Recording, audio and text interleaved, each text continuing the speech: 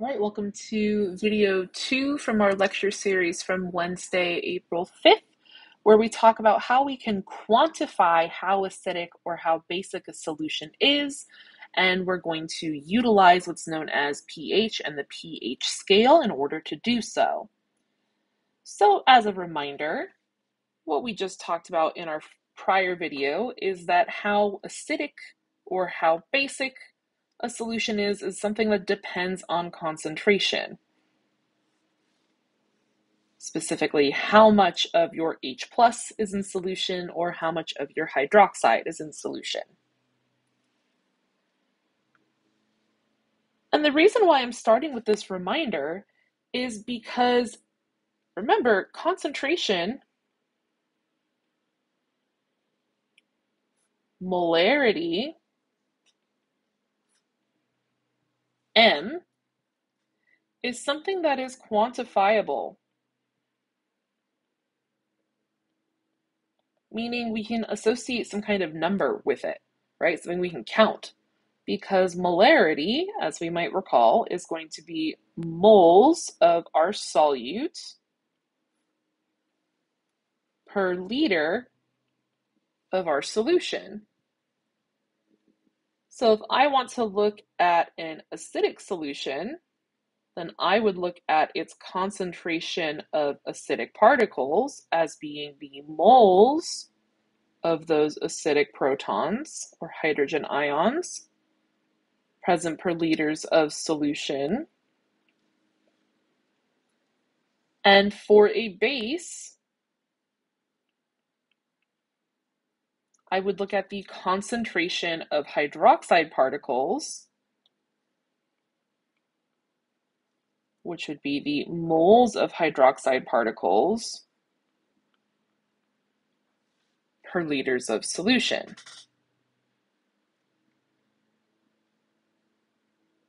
So because we can quantify, so B/C, because we can quantify concentration, this means that we can quantify or count or assign a number or a value to the concepts of acidity and alkalinity. And the way that we do this is we use something called pH.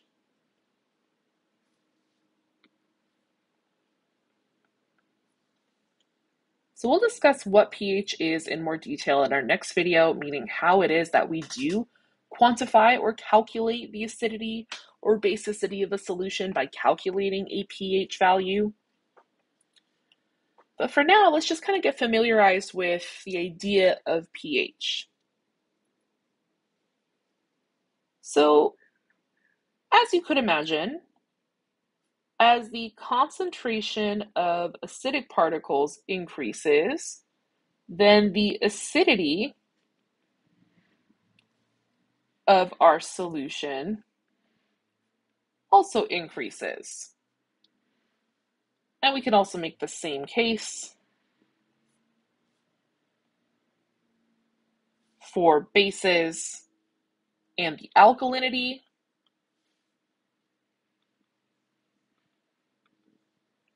Where an increase in a concentration of base particles means our solution is more alkaline, it is more basic. However, kind of surprisingly, this is not a direct proportion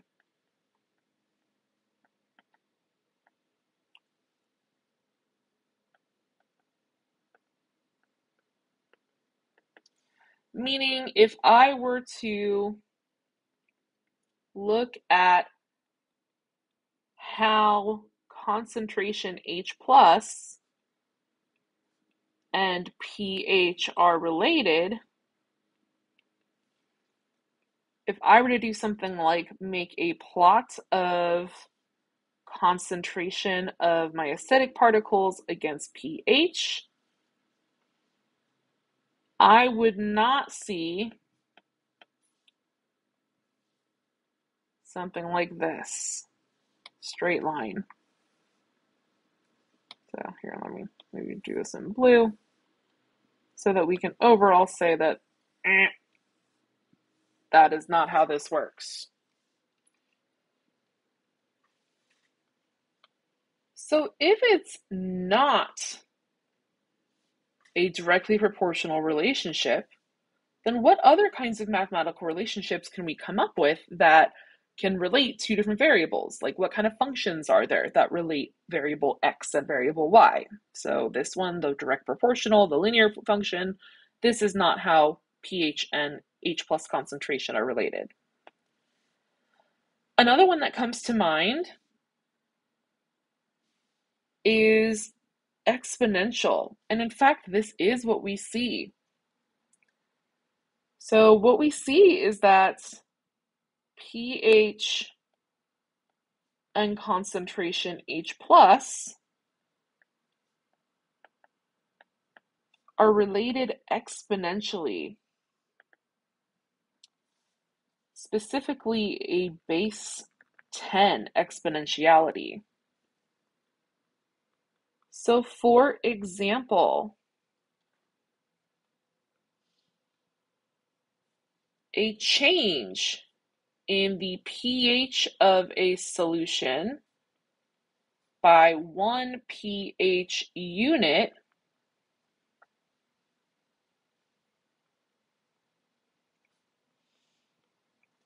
means that the concentration of H plus changed by a factor of 10 to the 1.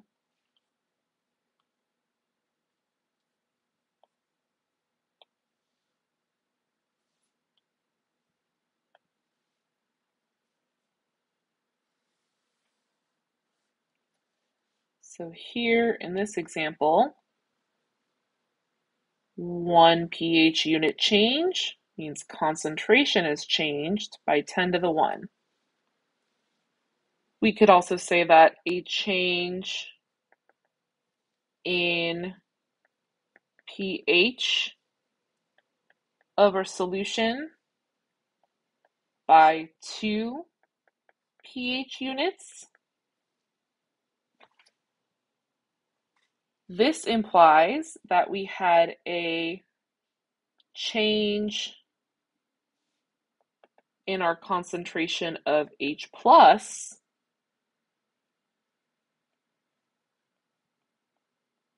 by a factor of 10 to the 2. So 2 pH, then our concentration becomes 10 to the 2.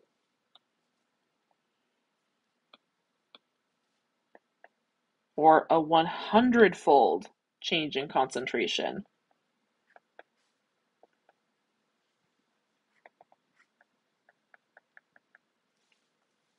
We could also say this kind of in the inverse. If I change my concentration of H plus by a factor of 1,000, so I could be 1,000 times more concentrated or 1,000 times less concentrated. Remember, 1,000 is written in scientific notation as 10 to the 3. So this means that our pH must change by 3 units. So pH and concentration are related exponentially. So let's look at the pH scale. So define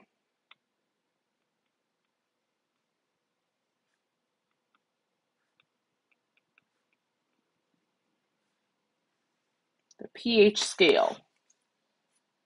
So this is a range of integers, whole numbers, from 0 to 14, where we know that a change, delta change in 1, or here, let's say a change in XPH units is associated with a change in the concentration of H plus by a factor of 10 to the x. And as we'll discuss in our next video, the pH scale is kind of inverted to what you might think, right? Because you and I think more acidic, like higher concentration, we should have a large pH value, right? We like to kind of correlate big with big, yeah? Big concentration, big pH. However, that is not the case. So the pH scale has acidic solutions with pH values between 0 and like 6.9. So any kind of low pH means that we are acidic. Whereas if we are looking at alkaline solutions or basic solutions, we would have high pHs.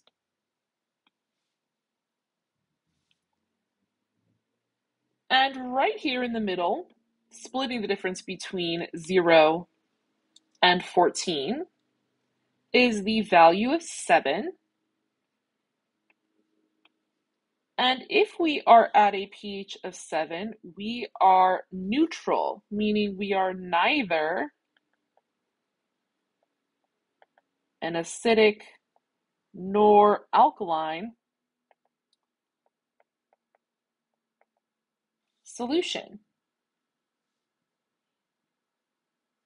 And let's remember our neutralization reactions, right? Neutralization reactions create always liquid water and some soluble ionic compound. The reason why we call these neutralization reactions is because we took a solution that was acidic or a solution with low pH and reacted it with a solution that was basic or a solution with high pH. And ultimately, for every H plus, there was an associated OH minus that paired together to create HOH, which we call H2O. So a sample of pure water is neutral and has a pH of 7. So now that we see the pH scale as kind of being the inverse of what we might predict, let's add a little bit more detail to this statement here, right? So here I was being very general with delta just being a change. But now let's see how we might be able to kind of be a little more detailed, like a change as in a decrease or increase. What's going to happen with concentration or pH?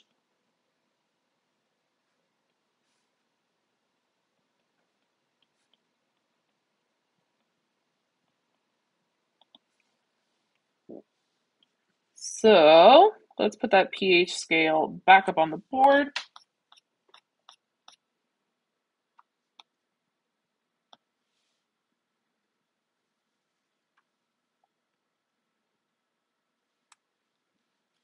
All right, I am going to kind of block out these acidic and basic labels here because I want to annotate this in a little bit different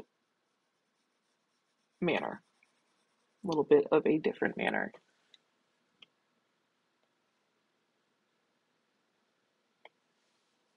All right. So let's start at 7 And let's go from pH of 7 to a pH of 6. So this is a change in 1 pH unit, and we are becoming more acidic. So if we are becoming more acidic, then we need to have an increase in concentration of H+. And since this was a change of 1 pH unit, then we would say that the concentration of H+ changed by becoming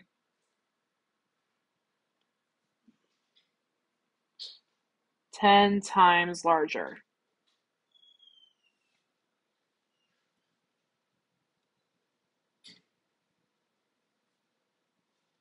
Okay. What if I were to look at starting at pH 5? That is a super bright green. Wow. How about we use a less bright green? Let's do this guy. So let's say we went from a pH of 5 to a pH of 3. So this is a change in our pH of 2 units, which means that the change in the concentration of hydrogen ions in solution has to be 10 to the 2 times larger or 100 times larger. We could also look at a change from 7 to 1. So that is a change of, let's see here, 6 pH units, which means that the change in the concentration of H+ is 10 to the 6 times larger.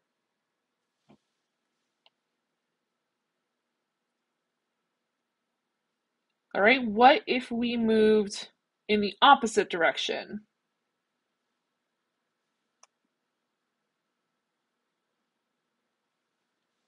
So what if instead of looking at increases in our pHs, what if we looked at, increases in our acidity or decreases in pH? What if we looked at increases in pH or decreasing acidic solutions?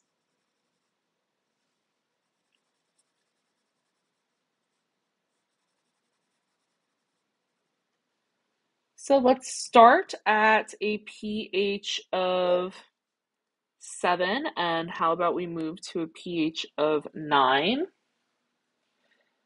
So because our pH was 2 units increased, right? Then the change in our concentration of H+ has to be 10 to the 2 times larger, meaning we have to have a decrease of 100-fold.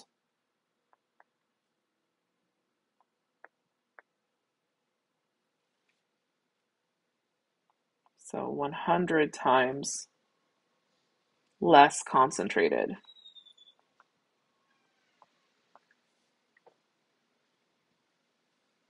I could also do this for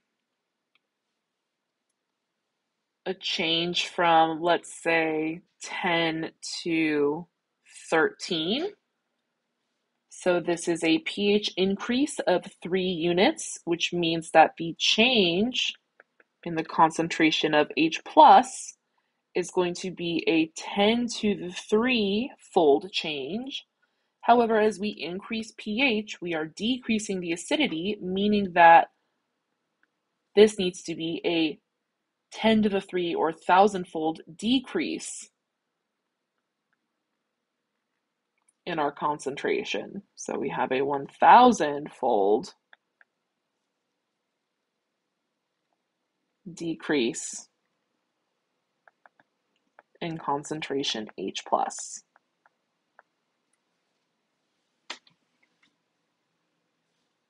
All right. So we are now in our next video going to talk about why is the pH scale what it is? Like, why is it that it's kind of opposite our intuition? Where did this number 14 come from? How is it that we can express mathematically this exponential relationship between concentration and pH changes? So that is coming up in our third video. And then lastly, today we will practice how to actually apply those equations and calculate pH and pOH for different solutions, meaning we gotta first figure out their concentrations, because as we know, the acidity or basicity of a solution is dependent on the concentration of either acidic or basic particles. So I'll see you in video 3.